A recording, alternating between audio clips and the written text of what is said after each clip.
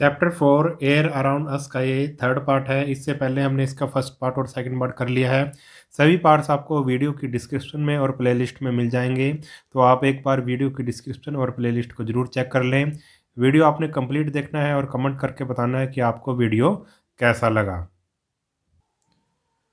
तो third part हम यहाँ से शुरू कर रहे हैं, एटमॉस्फेरिक टेम्परेचर एंड प्रेशर। सबसे पहले हम ये देखेंगे एटमॉस्फेरिक टेम्परेचर और प्रेशर क्या होता है। Most of the life forms on the earth exist in the lower part of the atmosphere. जितने भी अर्थ पे जो लाइफ है यानी कि जीवन है वो एटमॉस्फेयर के लोअर पार्ट में एग्जिस्ट करता है, यानी कि जो एटमॉस्फेयर का जो लोअर पार्ट है, सबसे नीचे वाला पार्ट है, उसमें ही एक तरह से लाइफ होती है। ऑल दो वी में never feel the pressure or weight of air over us, but it constantly presses us। अब क्या, जबकि हम जो वेट होता है या प्रेशर होता है हवा का या वेट होता है हवा का, वो हम फील नहीं कर पाते, मगर जो हवा का जो वेट या प्रेशर है वो हम पर लगातार पड़ता रहता है। दिस प्रेशर और weight of air it is measured by means of an instrument called barometer. और इस प्रेशर को जो हवा डालती है या जो वेट है ये जिसके कारण वेट को डालती है, उसको हम किस में मापते हैं, उसको एक इंस्ट्रूमेंट से मापते हैं। उसका नाम होता है बैरोमीटर। बैरोमीटर से हमें पता लगता है कि हवा का कितना प्रेशर है या कितना वेट है। The unit of air pressure is known as millibar. और एयर प्रेशर को किस में मापा जाता है, मिली बार में मापा जाता है। The normal air pressure at sea level is 1013 millibar. और अगर नॉर्मल एयर प्रेशर की बात करें सी लेवल पे, समुद्र के लेवल पे, तो वो होता है 1013 millibar. As we go higher on the mountain और travel in air we notice our ears pop. जैसे जैसे हम ऊपर जाते हैं, माउंटेन्स में जाते हैं, या फिर ट्रैवल इन एयर, या फिर हवा एरोप्लेन में हम यात्रा वगैरह करते हैं, तो हम ये नोटिस करते हैं कि हमारा जो कान है उन कानों पे क्या है भाई, बाहर की तरफ क्या पड़ता है, एक दबाव पड़ता है। This is due to the drop in air temperature and atmospheric pressure. जो हमारे कानों में जो ये दबाव पड़ता है, ये किस कारण पड़ता है, ये क्योंकि ऊपर जब हम जाते हैं तो टेम्परेचर कम हो जाता है, और एटमॉस्फेरिक प्रेशर, दो चीज़ें के कारण होता है ये। Due to the drop in temperature भी कम हो जाता है, और एटमॉस्फेरिक प्रेशर है वो भी क्या हो जाता है भाई, कम हो जाता है। This variation in atmospheric pressure and atmospheric temperature and atmospheric pressure divide the atmosphere in different layers। और यही जो वेरिएशन, यही जो चेंज होता रहता है किसमें, एटमॉस्फेरिक प्रेशर और एटमॉस्फेरिक जो टेम्परेचर में जो चेंज होता है, इसी के कारण ही divide the atmosphere in different layers. जो हमारा एटमॉस्फेयर है वो अलग अलग लेयर्स में बांटा जाता है। किसके कारण, टेम्परेचर के कारण और प्रेशर के कारण। जो एटमॉस्फेरिक टेम्परेचर है और प्रेशर है, हर एक लेयर में वो चेंज होता चला जाता है जैसे जैसे हम ऊपर जाते हैं, तो इसी के कारण जो एटमॉस्फेयर है उसमें डिफरेंट लेयर्स पाई जाती हैं। अब हम पढ़ेंगे विंड के बारे में। In an area where temperature rises high the air gets heated and rises upward. ऐसा एरिया जहाँ पे टेम्परेचर ज़्यादा होता है, एयर गेट्स हीटेड, वहाँ की जो एयर है, हवा है, वो गर्म हो जाती है, एंड राइजेज अपवर्ड, और गर्म हवा ऊपर उठ जाती है। This causes fall in air pressure and the area दस बिकम्स लो प्रेशर एरिया। और इसके कारण क्या होता है भाई, फॉल इन एयर प्रेशर, वहाँ का जो एयर प्रेशर है वो कम हो जाता है उस एरिया का, एंड दस बिकम्स लो प्रेशर एरिया। तो उस एरिया को क्या बोलेंगे हम, लो प्रेशर एरिया, कि भाई उस एरिया में प्रेशर कम है, इसलिए उसको हम बोलेंगे लो प्रेशर एरिया। देखो, जो हवा टेम्परेचर अगर गर्म है तो गर्म टेम्परेचर, जो गर्मी है वो हवा को गर्म कर देती है, और हवा गर्म होकर ऊपर उठ जाती है, तो वहाँ पर क्या बन जाता, प्रेशर लो हो जाता है, हवा कम हो जाती है तो प्रेशर लो हो जाता है, तो उसको बोलेंगे हम low pressure area. The space vacated by hot air is replaced by cold denser air of the surrounding high pressure area। अब क्या होता है भाई, अब हवा गर्म होकर ऊपर उठ गई, तो उसकी जगह लेने के लिए, जो जगह खाली हुई है, वैकेटेड हुई है, उसकी जगह लेने के लिए, हॉट एयर की जगह लेने के लिए कौन आ जाएगी भाई, कोल्ड एयर आ जाएगी वहाँ पे, कोल्ड उसकी जगह लेगी, ठीक है। और जो ज़्यादा घनी है, जो ज़्यादा ठंडी हवा उसका स्थान लेने आ जाएगी, जहाँ पे एरिया क्या होएगा भाई, हाई प्रेशर का एरिया। हाई प्रेशर के एरिया से हवा अब लो प्रेशर के एरिया की तरफ आ जाएगी। दिस फ्लो और movement of air is called wind. इसी फ्लो को, इसी जो हवा के चलने को या मूवमेंट को हम क्या बोलते हैं भाई, विंड बोलते हैं। कहने का मतलब हवा तब चलती है जब एरिया में क्या आ जाए भाई, दोनों के एरिया में डिफरेंस आ जाए, सॉरी, दोनों के प्रेशर में, जो एरिया का जो प्रेशर है डिफरेंस आ जाए। एक में कम प्रेशर हो हवा का और दूसरे एरिया में ज़्यादा हो, तो जो ज़्यादा एरिया से, ज़्यादा प्रेशर वाले एरिया से हवा कम प्रेशर वाले एरिया की तरफ चलने लगेगी। Thus wind always flows from high pressure area to low pressure area. तो इसने ये बात लिखी है, हवा हमेशा हाई प्रेशर एरिया से लो प्रेशर एरिया की तरफ चलती है। The phenomena of monsoon is a good example of such seasonal winds. और जो मानसून जो हमारे देश में आता है, ये एक इसका बहुत अच्छा उदाहरण है इस हवा चलने का। This change is caused due to unequal heating of land and water. और ये मानसून किसके कारण आता है, हम मानसून की हवाएं क्यों चलती हैं, किसके कारण चलती हैं, क्योंकि इसमें unequal heating of land and water, water और लैंड की अनइक्वल हीटिंग, यानी कि कभी धरती गर्म हो जाती है, कभी पानी गर्म हो जाता है, इसके कारण ही ये हवाएं चलती हैं। Our country receives monsoon rain which support our agriculture economy. और जो हमारी जो कंट्री है वहाँ पे मानसून रेन्स आती हैं, इसलिए क्या है भाई, जो हमारी कंट्री की जितनी भी खेती बाड़ी है वो इससे ही चलती है, मानसून से ही चलती है।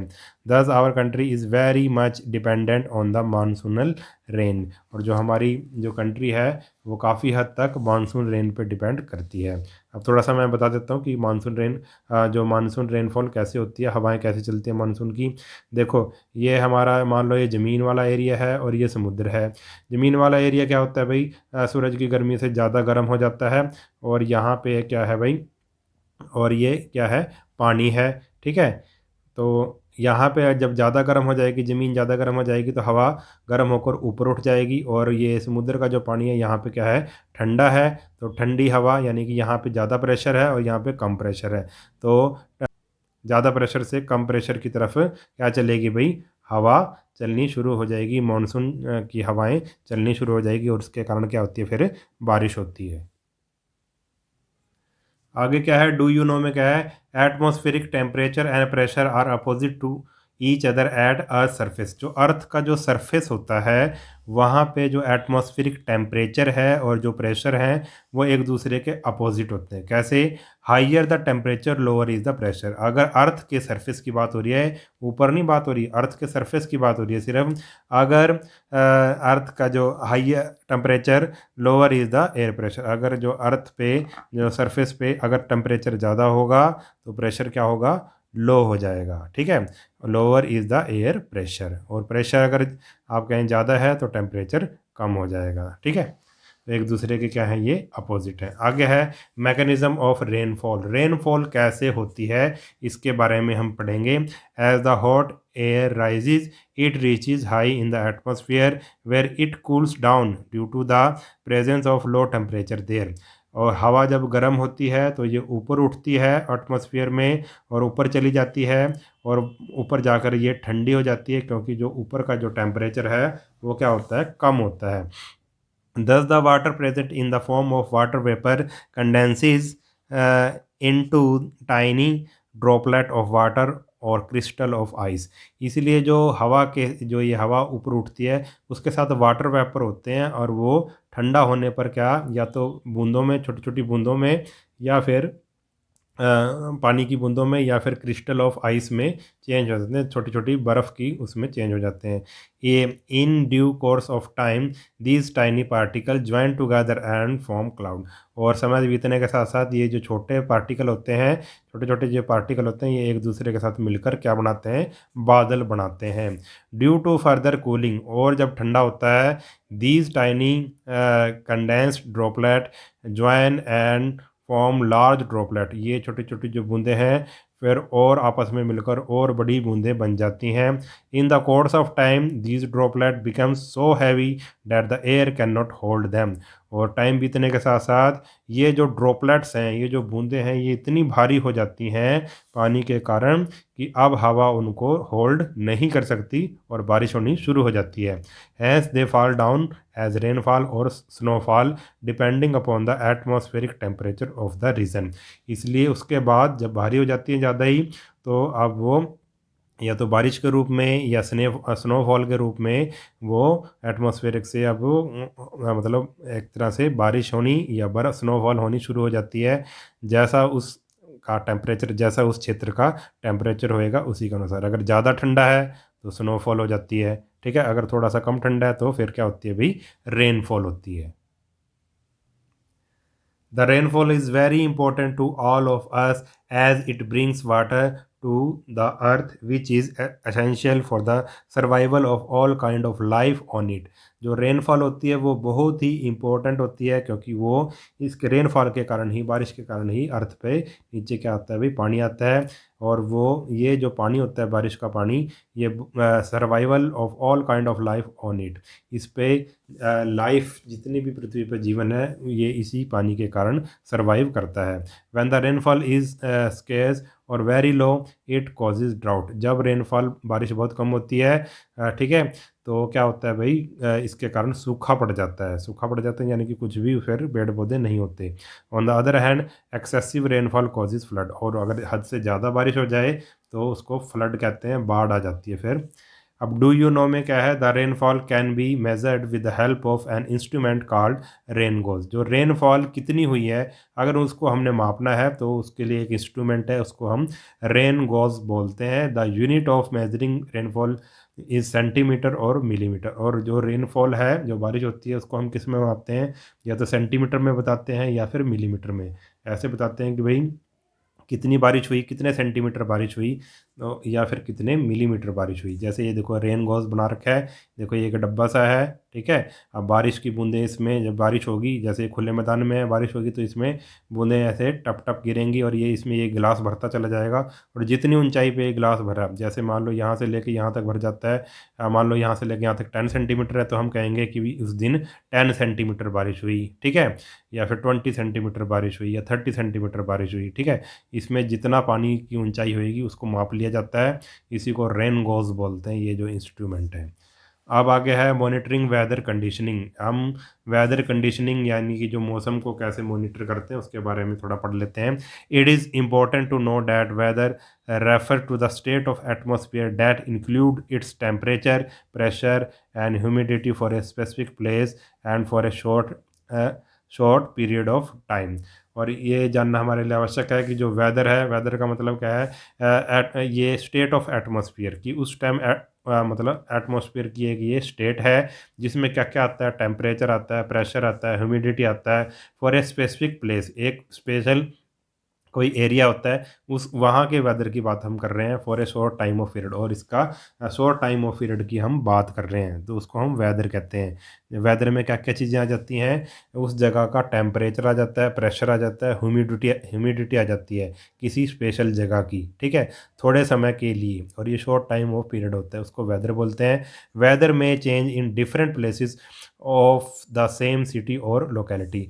वेदर एकदम से क्या हो सकता है भाई, चेंज हो सकता है डिफरेंट प्लेसेस में, अलग अलग प्लेसेस में अलग अलग हो सकता है। ऑफ द सेम सिटी, एक ही शहर की अलग अलग जगह पर अलग अलग टेम्परेचर हो सकता है। मान लो एक शहर है, कोई भी शहर ले, मान लो दिल्ली ले लेते हैं, तो दिल्ली के एक एरिया में तो ऐसा हो सकता है कि वहाँ तो बारिश हो रही है, और दूसरे एरिया में देखेंगे तो दिल्ली के ही वहाँ पे धूप खिली हुई है, ठीक है। तो वेदर एक ही जगह पे मतलब एक ही प्लेस पे एक डिफरेंट डिफरेंट एरियाज़ में वो चेंज हो सकता है तेज़ी से।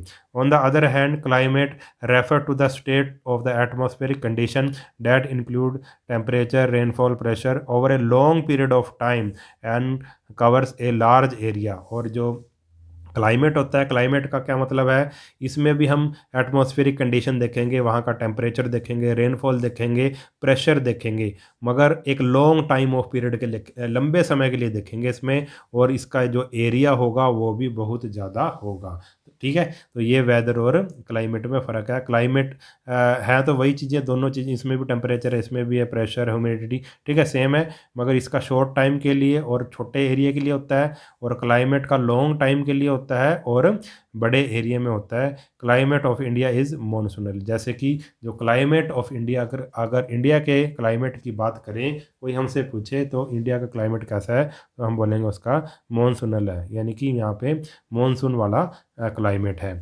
It is important for us to know that the daily temperature and pressure condition of the place where we live. और ये हमारे लिए बहुत ही जानना ज़रूरी है, जहाँ पर भी हम रहते हैं तो हमें वहाँ का टेम्परेचर और प्रेशर की कंडीशन हमें पता होनी चाहिए कि उस एरिया का टेम्परेचर कितना है, प्रेशर कितना है।